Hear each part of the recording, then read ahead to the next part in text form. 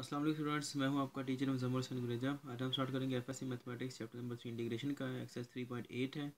नीचे मैंने अपना WhatsApp number, Viber number, email address और अपनी वेबसाइट का एड्रेस लिख दिया है। अगर कोई प्रॉब्लम हो तो मुझसे कॉन्टैक्ट कर सकते हैं।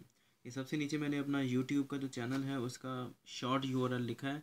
इसको जब आप अगर लिखेंगे और इंटर करेंगे तो आपको डायरेक्ट मेरा चैनल मिल जाएगा। आप इसको सब्सक्राइब करें और साथ में जो बेल का निशान बनता है उसके ऊपर क्लिक करें ताकि आपको नोटिफिकेशन मिलते रहें। और याद रहे कि ये जो एड्रेस है, जो यूट्यूब का चैनल है मेरा, इसका जो एड्रेस है ये केस सेंसिटिव है। अगर एन स्मॉल है, ई कैपिटल है, फिर ओ कैपिटल है, एम स्मॉल है और यू कैपिटल है, इसको इस तरीके से लिखना है आपने। ठीक है, मेरी वीडियोस को लाइक और शेयर करें और जो चैनल है उसको सब्सक्राइब करें। आज क्वेश्चन नंबर स्टार्ट करते हैं 13। जो स्टेटमेंट दी गई है वो है secant square x 10y dx plus secant square y 10x dy is equal to 0। ये हमारे पास डिफरेंशियल इक्वेशन है, इसका हमने सोल्यूशन फाइंड आउट करना है।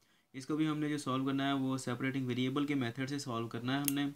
तो स्टार्ट करते हैं वेरिएबल्स को सेपरेट करना। सबसे पहले ये दो टर्म्स पर मुश्तमिल है ये इक्वेशन जो है, एक ये टर्म है और एक ये वाली दो टर्म्स है। तो इनको अलग करना है। सबसे पहले इसको किसी एक टर्म को जीरो इक्वेशन के दूसरी साइड पर ले जाएं, वो क्या हो जाएगी, माइनस हो जाएगी।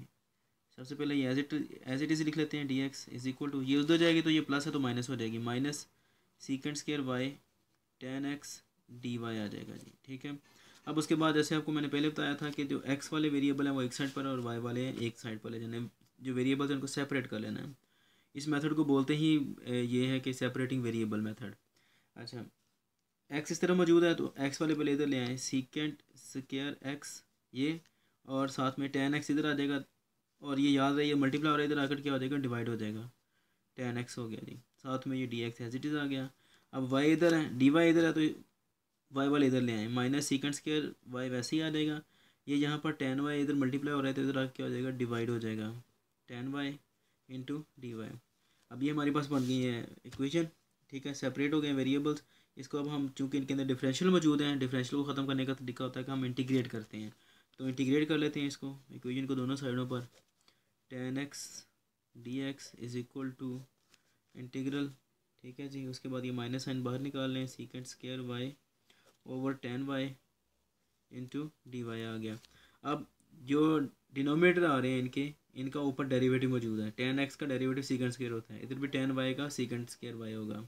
तो ऊपर चूँकि डेरिवेटिव मौजूद है तो आपको पता है कि अगर ऊपर डेरिवेटिव मौजूद हो तो हम उसका डायरेक्ट फार्मूले से सॉल्व करते हैं। वो क्या है, नेचुरल लॉग ऑफ फंक्शन क्या आ रहा है, 10x is equal to minus ये वाला, उसके बाद फिर natural log of 10y plus natural log of c आ जाएगा हमारे पास। ठीक है जी, अब इसको इधर ले आए, क्या आएगा, नेचुरल लॉग ऑफ 10x, ये माइनस इधर आके प्लस हो जाएगा, natural log of 10y equal to natural log of c आ जाएगा। उसके बाद प्लस आ रहा है तो इनको इकट्ठा कर दें, natural log of 10x multiplied by natural 10y आ जाएगा, साथ में नेचुरल लॉग इकट्ठा हो गया, natural log of c। Natural log ख़त्म करने का तरीका होता है दोनों साइडों पर एक्सपोनेंशियल एक्सपोनेंट ले लेते हैं दोनों साइडों पर। तो क्या आएगा, natural log of 10x into 10y is equal to e power natural log of c। तो ये कैंसिल आउट हो जाता है ये थ्योरम के थ्रू, तो पीछे क्या बचता है, 10x into 10y is equal to c। ये हमारा सोल्यूशन है डिफरेंशियल इक्वेशन का। इजी क्वेश्चन है, उम्मीद है कि आपको समझ आ गया होगा। अगर प्रॉब्लम हो तो हम मुझसे कॉन्टैक्ट कर सकते हैं। बाकी इंशाल्लाह नेक्स्ट वीडियो में आपसे मिलता हूँ। तब तक के लिए अपना ख्याल रखिएगा और मुझे दुआ में याद रखें। अल्लाह हाफिज़।